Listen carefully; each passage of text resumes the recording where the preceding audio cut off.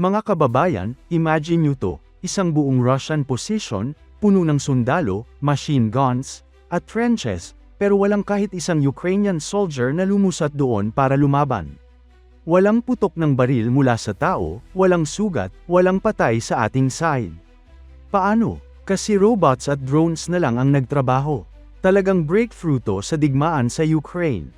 Unang beses sa kasaysayan ng gyera na ito, nakuha ng Ukraine ang enemy position gamit lang ang unmanned ground robotic systems at aerial drones. Surrender agad ang mga occupiers. Walang infantry, zero losses. Grabe, di ba?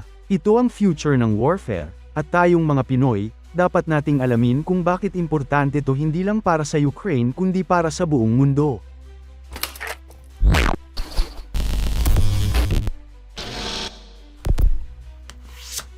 Una, balikan natin ang announcement ni President Volodymyr Zelensky mismo, April 13, 2026, nag-post siya sa X, dating Twitter, tungkol dito.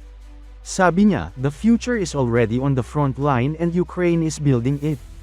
Yung mga ground robotic systems nila tulad ng Ratel, Termit, Ardel, Rise, Olinx, ZMIY, Snake, Protector, at Volia nagawa na raw ng mahigit 22,000 missions sa frontline sa loob lang ng 3 buwan. Isipin nyo yun, 22,000 beses na pinalitan ng robot ang isang sundalo sa pinakadelikadong lugar. Sa halip na tao ang mag-risk ng buhay, robot ang pumunta. Saves lives more than 22,000 times.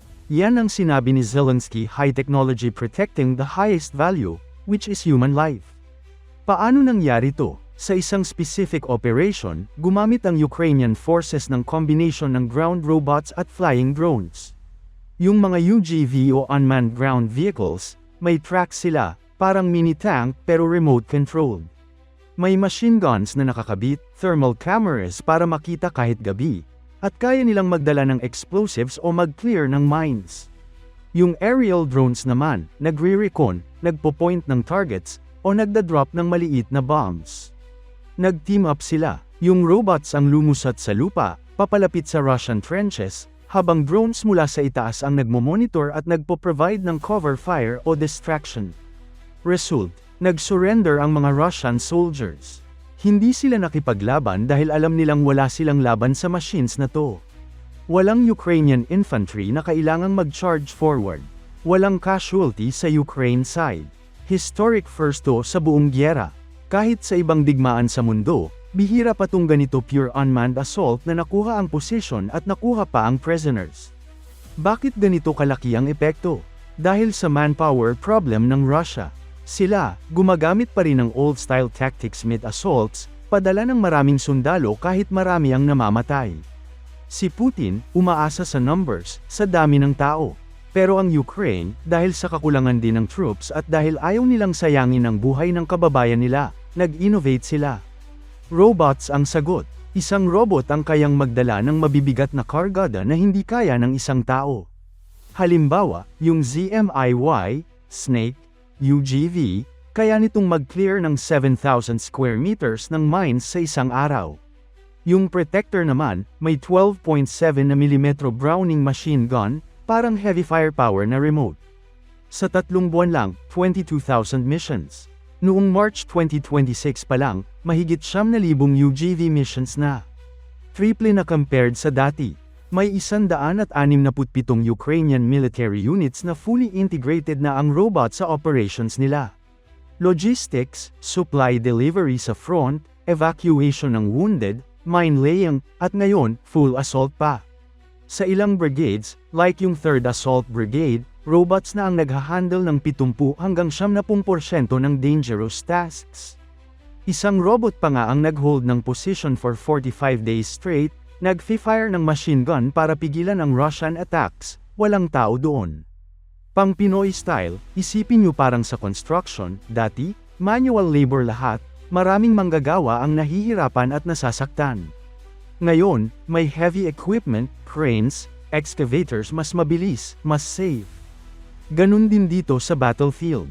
Ang Ukraine, parang nag-upgrade ng equipment nila sa gitna ng gyera. May 280 companies na nagde-develop ng UGVs. Noong 2025, nag-deliver sila ng 15,000 units. Plano pa raw ng 20,000 dagdag sa 2026. Mura ang ilan, like yung ZMIY-D9 ng robot, nasa $20,000 lang. Pero impact, sobra. Tara, pag-usapan natin ang specific platforms na nabanggit ni Zelensky. Una, ang Ratel. May Ratel S version na expendable, parang suicide drone sa lupa. Battery powered, speed hanggang 24 km/h, range 6 na kilometro. Kaya magdala ng 40 kilo explosives. Ginagamit para mag-sneak under tanks o bridges at mag-blow up. Parang kamikaze pero sa ground. Termite yung Termite, isa pang versatile UGV. May versions na may machine gun o grenade launcher. Ginagamit sa fire support, nagpo-provide ng suppressive fire habang ang iba ay umaatake. Ardol mobile platform, kaya i-attach ang robotic turrets with grenade launchers. May AI-assisted target detection na sa ibang models, gamit ang multiple cameras at thermal imaging. Kahit hindi nakikita ng operator, kaya nitong mag-detect ng enemy. Rise o Lynx parang Lynx, mabilis at agile. Ginagamit sa reconnaissance at assault. ZMIY o Snake, low profile, crawls close to ground. Perfect for demining. Nagde-detonate ng mines safely para magbukas ng path para sa troops o iba pang robots. Protector, isa sa mas mature. May Tavria 12.7 remote turret with Browning M2 heavy machine gun. May digital fire control, kaya mag-surveil, mag-detect, at mag-engage ng targets. Parang combat module na buhay. Volia freedom ang ibig sabihin, at talagang nagbibigay ng freedom sa Ukrainian soldiers sa pamamagitan ng pagkuha ng risky jobs. Yung iba pang systems, may nagdadala ng supplies 200 tons in 1 month sa isang brigade, equivalent sa 10,000 soldiers na nagbuhat ng 20 kilo each. May nag-evacuate ng wounded. May naglalay ng mines o nagpo-post ng electronic warfare gear. Paano ang coordination? Crucial to. Yung UGVAS, may limit sa line of sight dahil sa terrain at jamming. Kaya team up sila sa UAS o unmanned aerial systems. Drones mula sa taas ang nagre-recon ng route, nagre-relay ng signals, at nagpo-provide ng real-time video. FPV drones, first-person view, ang nagta-target precisely. May AI na rin sa detection para mas mabilis. Sa isang reported operation noong 2025 pa, yung 13th KHARTIIA Brigade na gumamit ng 50 dagdag unmanned systems armed UGVAS, mine-laying drones, kamikaze ground robots. Nag-clear sila ng Russian support site sa Kharkiv. Success. Bakit revolutionary to? Dahil binabago nito ang math ng digmaan. Russia, advantage nila ay manpower at artillery. Pero kung robots na ang nasa front, mas mahal ang halaga para sa kanila. Isang robot na nasira, machine lang yun. Isang sundalo na namatay, irreplaceable. Ukraine, by using robots, binabawasan nila ang casualties nila ng up to 30% sa ilang units. Meaning, mas maraming trained soldiers na pwede gamitin sa iba pang operations. Para sa mundo, lalo na sa future wars, ito ang preview. Tingnan nyo ang US Army o China, siguradong mag-a-accelerate din sila sa UGV development dahil sa nakikita sa Ukraine. Necessity is the mother of invention, sabi nga. Sa Ukraine, necessity dahil sa invasion, kaya sila ang leading ngayon sa real-world combat experience with robots. May challenges pa rin, ha? Terrain sa Ukraine, madumi, puno ng craters, mud, at snow. Jamming ng Russian electronic warfare. Maintenance sa field. Pero ang Ukrainians, adaptive. Natuto sila ng mabilis. May dedicated unmanned systems battalions na. Sa ekonomiya side, yung defense industry ng Ukraine, booming. Zelensky, nag-congratulate sa workers nila. Every new Ukrainian development shortens the distance to victory, sabi niya. At talagang totoo, mula sa naval drones na nag-sink ng Russian ships, hanggang sa long-range missiles, at ngayon ground robots. Para sa atin na mga Pinoy, bakit relevant? Dahil sa South China Sea, may tension din tayo. Kung mag-escalate, tech-like drones at robots ang magiging game changer. Mas mura kaysa traditional weapons, at mas safe para sa limited manpower. Dapat tayo rin, mag-invest sa drone tech, local manufacturing, at training. Tingnan nyo ang Israel o Turkey, advanced sila sa drones.